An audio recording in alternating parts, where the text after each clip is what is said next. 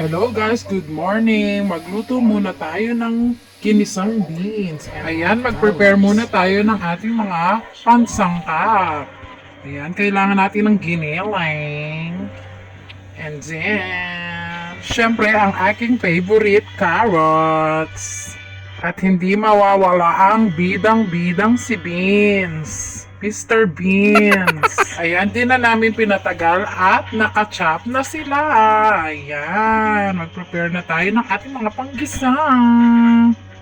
Oha, kanya, malakin sa kin. Let's get it on. Magpabukal tayo ng taba. Ayan. Mekos-mekos muli, ken daddy.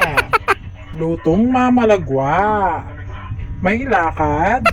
Anyway guys, kailangan pag nagluluto tayo, dapat lagi tayong masaya. Sa totoo lang, meron kaming sounds dyan. Nagdidisco kami habang nagluluto. Dapat lagi tayong masaya para masarap ang mga resulta ng ating mga niluluto. Sabi nga nila, cook from the heart. Aroy, maglasak na naman na si Renny Nganax. Favorite po kasi nila yan kahit may gulay siya. Dapat talaga masanay ang mga bata sa gulay. Kanya manulang pagabak.